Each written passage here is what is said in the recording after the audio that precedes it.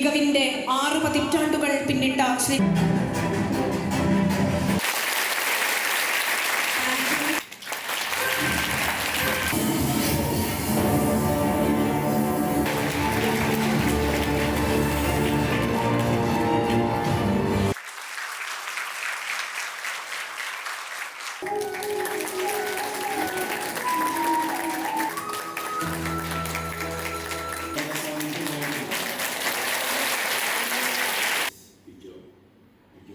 യഥാർത്ഥത്തിൽ ഈ solar plant Lulu ഗ്രൂപ്പിൻ്റെയും അതുപോലെ യൂസഫ് അലി സാറിൻ്റെയും ശ്രീകൃഷ്ണ കോളേജിനുള്ള ഒരു പിറന്നാൾ സമ്മാനമാണ്. ഹത്വാ മാ പ്രാപ്സാസി സ്വർഗേ ജിത്വാ മാ ഭോഷാസി മഹി തസ്മാദുദ്ദിഷ്ഠ കൗന്ദേയ യുദ്ധായ കൃപനിശ്ചയ അവജാനന്തി മാം മൂഢാ മാനുഷം തനു ആശ്രിതം പരം ഭാവമജാനന്ദ മാമഭൂത മഹേശ്വരം ഏകം സദു വിപ്രാ ബഹുധാ വദന്തി. നാം എല്ലാവരും പ്രാർത്ഥിക്കുന്നത് ഒന്നിലേക്കാണ്. മുസ്ലിം വിശ്വാസികൾ പറയുന്നു റബ്ബുൽ ആലമീൻ, ലോകത്തിൻ്റെ മുഴുവൻ സൃഷ്ടാവ് ദൈവമാണ്.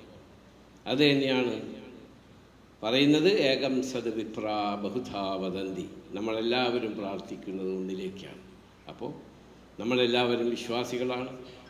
കാരണം ഭഗവാൻ ശ്രീകൃഷ്ണൻ്റെ നാമധേയത്തിലുള്ള ഒരു വിദ്യാഭ്യാസ സ്ഥാപനമാണ്. ആയതുകൊണ്ട് നാം അധ്യാപകരെ ബഹുമാനിക്കുന്നവരും രാജ്യത്തെ സ്നേഹിക്കുന്ന കാര്യമാണ് ഭഗവാൻ കൃഷ്ണൻ ആദ്യം പറഞ്ഞ അത്വാമാ പ്രാസാസീർ സ്വർഗേ ജിത്വാമാ ഭോഷാസി മഹി തസ്മാത് ഉദ്ദിഷ്ട കൗന്ദേയ യുദ്ധായ കൃപനിശ്ചയ.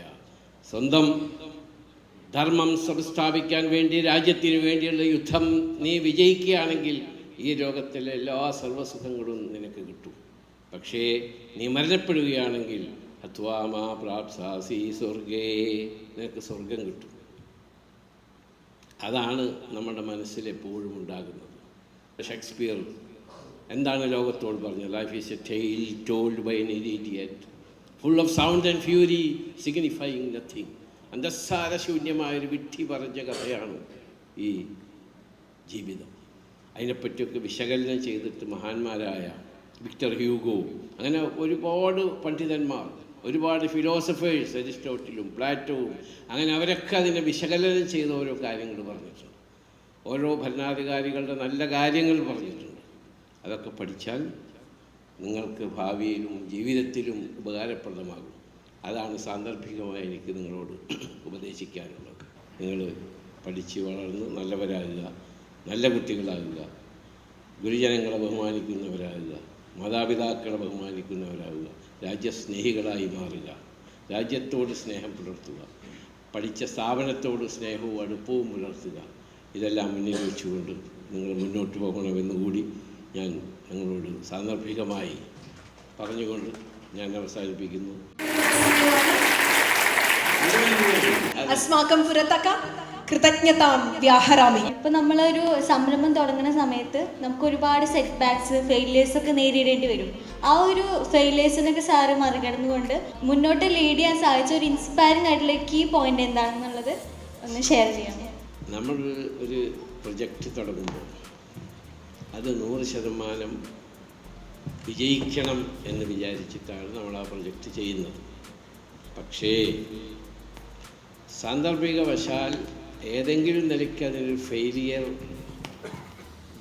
വന്നാൽ അത് നേരിടാനുള്ള കരുത്ത് വേണം. ആ കരുത്ത് വേണമെങ്കിൽ മുൻകൂട്ടി നമ്മളത് നിശ്ചയിച്ച് വെക്കണം. ഒരു പക്ഷേ ഈ പ്രൊജക്റ്റ് വിജയിച്ചില്ലെങ്കിൽ നമ്മൾക്ക് എന്തായിരിക്കും നഷ്ടം? ആ നഷ്ടം നമ്മൾ എങ്ങനെ താങ്ങും? അത് താങ്ങാനുള്ള വിദ്യ എന്താണ് എന്ന് ആദ്യം മനസ്സിൽ കരുതി വെച്ച് ആ പ്രൊജക്റ്റ് സ്റ്റാർട്ട് ചെയ്താൽ അത് ഫെയിലിയർ വരുമ്പോൾ നമ്മൾ അപ്സെറ്റ് ആവില്ല, നമ്മൾ വിഷമിക്കില്ല. ഞാൻ എപ്പോഴും അതാണ് ചെയ്യാറ്.